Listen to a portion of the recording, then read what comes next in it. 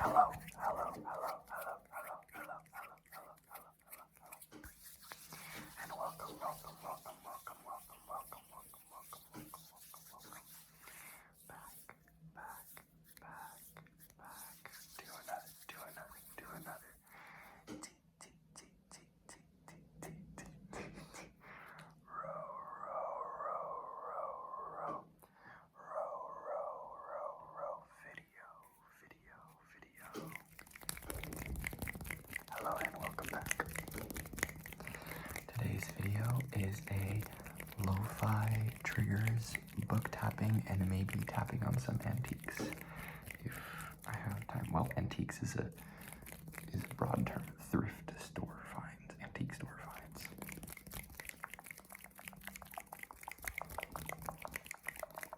So I hope you enjoy. Before we start the video, I want to let you guys know that I put out a vlog today on my second channel. So if you guys like vlogs, go check it out. It's Paris in the snow with my friends and making music, taking my dreaded LSAT exam, and more. So if you like that type of stuff, please go check it out. I'd really appreciate it. And if you want to see my music video, which is coming out soon, go subscribe to that channel anyways. So basically head over to that channel. Okay, now that the shameless plug is over, I have a candle here.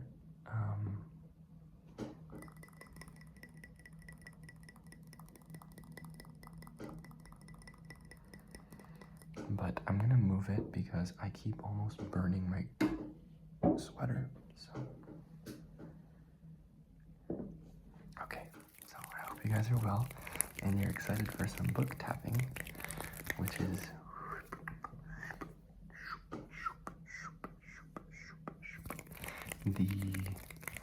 one of my favorite videos that I've made on this channel, so I'm going to be making a part 2. Let's get started. So today I have some books in French and some in English. The first one is L'étranger by Camus, also known as The Stranger in English.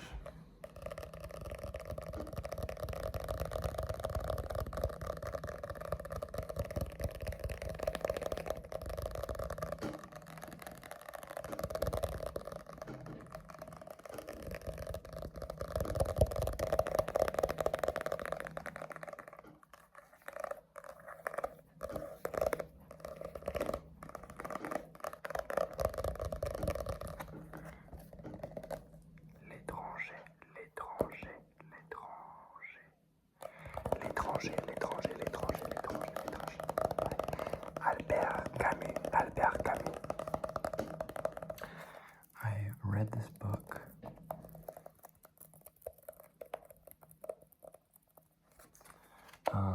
about 2 months ago or so, and I think it's fantastic. I read it in French though, so I feel like I missed a little bit, especially the second half. No spoilers, but if you read the book, you know that there's sort of like a first half and a second half to this book.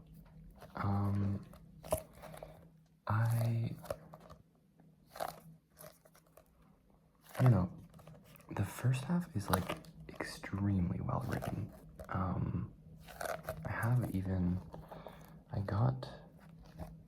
I fell so in love with some of the descriptions in this book.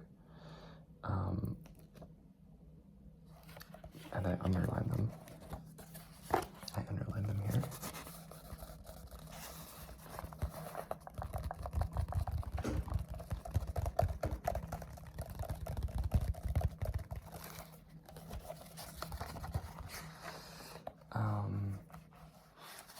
It says, je regardais la campagne autour de moi, à travers les lignes, the lines, les lignes des cyprès qui menaient aux collines près du ciel, cette terre rousse et verte, ces maisons rares et bien dessinées, je comprenais maman. Le soir dans ce pays devait être comme une trêve mélancolique. Aujourd'hui, le soleil débordant qui faisait tressaillir le paysage le rendait inhumain et déprimant. Just beautiful. Oh my god. who don't speak French. It's just like they're just incredible descriptions of the countryside. I believe it's either in the south of France or in Algeria. I believe it's Algeria. But the way he describes it, the summer, this sort of like sweltering heat, and just lines and lines of cypress trees, and this sort of melancholy, heavy heat. It reminds me so much of my childhood in Spain. And there's something about the summer on the Mediterranean that feels super drawn out in both a good way and a kind of, I don't know how to describe it. He describes it a lot better. His exact phrasing is a melancholy truce, and I really like that. I believe. If you speak French, please correct me, because actually with this book, I did have to go into the dictionary a lot and find some words. Okay, so that's L'Étranger by Camus. The next book I have is a little bit more recent. This is Klara and the Sun by Kazuo Ishiguro. I hope I didn't butcher that. And I read this book for,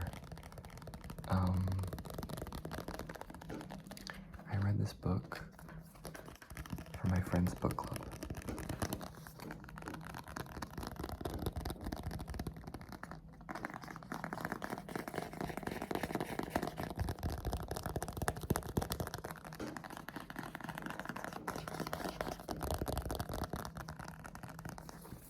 Look at this cover, it's so pretty. This deep red and this blue, which I assume is a window right here, this blue. And over here there's a little corner of the sun. The sun is right here, because the book is called Klara and the Sun. Pardon me, my tracing is a little rusty. I like this cover too because the text is not layered. It's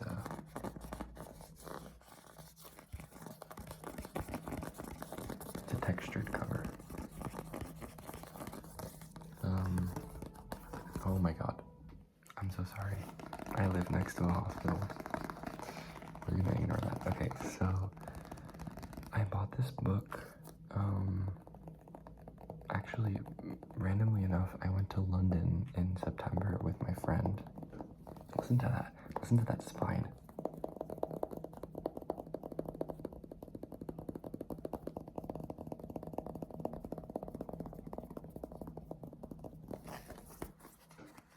That's a nice sound. My nails are a little short right now, so I do apologize.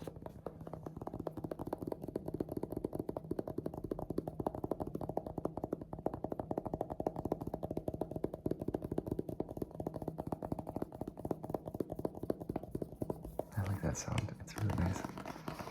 I bought this book in the airport in London, in London Luton Airport, if anybody was curious. Because I found it on sale. I think it was like 50% off, and it just so happened I had to read it for the book club, and I was falling behind, and I got to the airport way too early, so I just decided, I was like, I'm gonna buy the book and just read it. I'm falling behind for my book club, so. And it was very funny because immediately afterwards, I got charged like 60 euros for apparently my backpack was oversized. Thanks, EasyJet. I'm not getting an EasyJet sponsorship yet, I'm sorry. I'm kind of an EasyJet hater. Ooh, yeah, listen to that.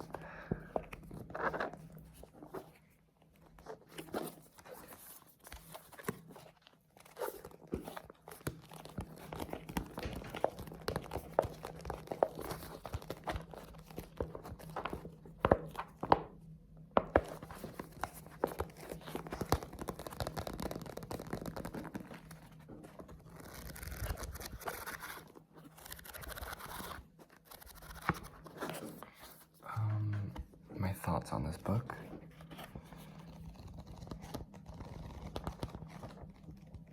I really liked it. I mean, I tend to like a lot of things, so my criteria isn't very high, but I like this book, and I found it extremely relevant to today.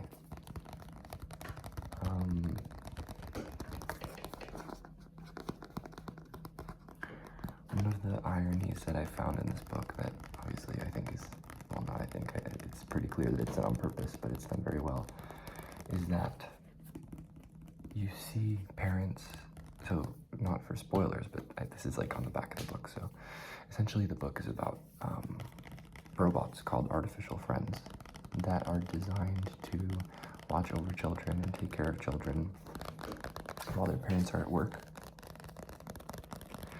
And I mean, you kind of see how it plays out with these artificial friends and the humans around them. And it's really interesting because there's one scene in the book that really sticks out to me, and it's when, I forget, Josie. Josie's the main character, and Josie has a party. She throws a party at her house, I believe it's a party. And all her friends come, and they all also have artificial friends who don't show up to the party, but Josie has hers because Josie is sick, apparently. And I don't know. Well, let me finish that thought.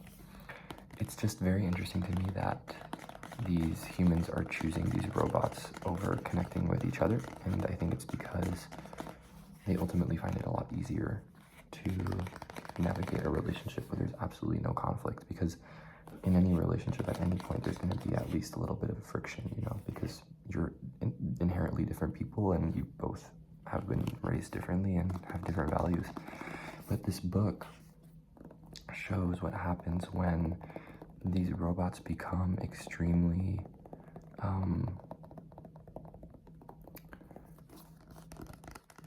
what's the word? Acquiescent? Is that a word? Oh my god, why am I using big words right now? I've got the glasses on, guys. That's what's going on. They become extremely like subservient. Like they're just gonna agree with everything you say. And I think we can see that in today's society as well. Like ChatGPT is an example of that. And so it kind of is really interesting to me because I think this book was written in 2015. So it's kind of scary that in some ways it was very well predicted. No, sorry, it was published in 2021. What am I saying? 2015, girl. I was really rooting for this author. I was like, they know what's up. But really good book. Anyways, the other thing I was gonna say is the vagueness of this book and the vagueness of the story really add to it. Because you can interpret things so well. You're like, oh, Josie's sick, but what is she sick with? And what are these tests that they're doing? And oh, I just remembered the end of the book. Oh yeah, this is a really moving book. This is a really moving book. I think this might have been one of the first books to ever make me cry. Okay, I think I've tapped on this enough. Okay, so based on how much time I've been spending on each book, this is gonna be the last one, and then I'll show you a little thing I have that is from an antique store. This is called The Heart is a Lonely Hunter. It's by Carson McCutters. I believe it's her first novel. Yes, it's her first full-length novel, and it's set in the South. I'm currently reading it based on the bookmark, which has a smiley face on it. And I like this book, particularly this version of this book, because it's, I got this secondhand. I got this for like €1 at Bouligné. Bouligné is, there's like a chain in Paris and probably France, but I don't know, that sells like secondhand books and vinyl and stuff like that. And I got this secondhand version, and it has all these notes in the margins, which I think are really cute. It's someone who's, I think, trying to learn English, and so they have, in very pretty handwriting, they have like all these verbs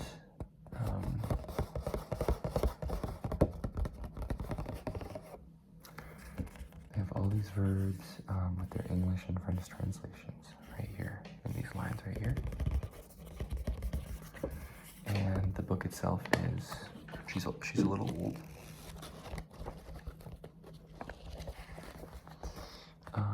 So this book was written or first published in 1943.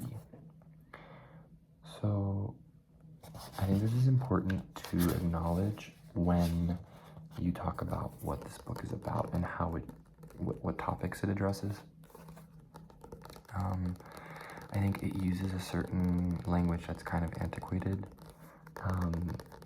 in terms of the social movements that it refers to. But apart from that, I think it still touches on a lot of important things, a lot of important social movements on things that also we see happening today. So I think this is a really good read, especially because, I mean, I'm not done with this book yet, but it really addresses the issue of loneliness in society and how everybody is. So there's this particular scene that strikes me in this book, and essentially the book is about this guy who is, sorry, I'm not tapping on these books at all. It's this guy who is deaf and mute, I believe. If that is the correct terminology, apologies if it's not. But this man essentially lives in this town with a lot of different types of people, and in some way they all end up gravitating towards him because they can label, this is my interpretation, because he's not able to communicate anything verbally with them, they basically just ramble at him, which allows them for a lot of comfort, and also somehow sadly allows them to project their own versions of him onto him. And so these people that are really lonely in their life, because a lot of the people that they have in their lives, that they have a lot of conflicts in their lives, or they just aren't understood. Some of them believe in social movements that the rest of their family kind of struggles to understand. And so there's this scene in the book where these 4 characters that all confess and rely on this man end up in the room together with him, sort of like they all normally go alone to basically confess to him. It feels like a confessional. They end up in the same room together, and suddenly they're all super tense. They're all unable to explain things and kind of talk things out, and they all kind of just like stare at each other from different corners of the room, and then they all just end up leaving at the same time. And the character, Daniel Singer is the guy. He is so confused by this, or at least maybe not confused, but he doesn't want to acknowledge what it means. And I don't know, it's just a very peculiar scene that I'm like still kind of thinking over, but I think it kind of speaks to how people really sometimes people don't look for, and I'm not saying this in a bad way, but like there are instances where people are looking for or would rather have someone who they're able to just like say everything to and kind of project their own image of that person onto them, or of what they think that person is onto them, rather than have a real human friend, or try to make that step and bridge those connections, which is kind of related to this book in some ways, and kind of a little bit this is a little different though. Anyways, I hope you enjoyed my pretentious rambles about books. The last thing I'm going to do in these last couple of minutes is show you guys this that I bought in Kentucky. I went to an antique store when I went to Kentucky for my friend's wedding in October, and it was so cool. I spent so much time in that antique store because I was looking for wall deck and like things to take back, but I didn't really find much. But in a little corner, I found this bag. It has a little clip here, and you can open it. I'm trying to open this without making a lot of sound. But it's basically a case, and inside sorry, that was very loud. Inside there are binoculars.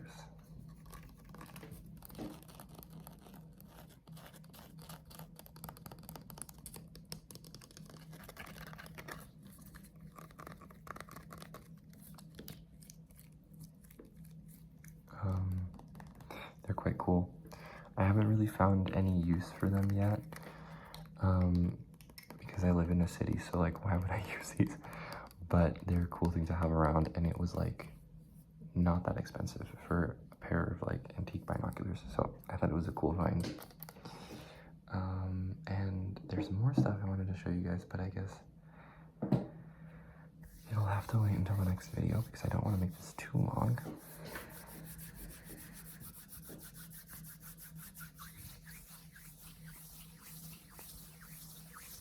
Hopefully you guys kind of enjoyed this sort of over-explaining, tapping, over-explaining, and rambling vibe.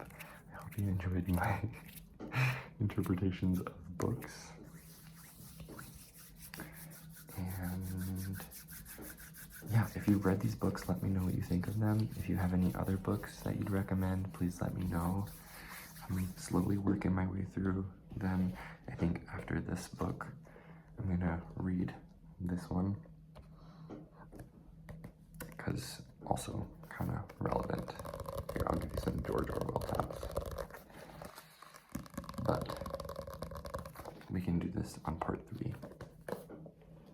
And I'll talk to you about more books in part 3. So let me know if you enjoyed. I hope you have a lovely, lovely, lovely night. A lovely night.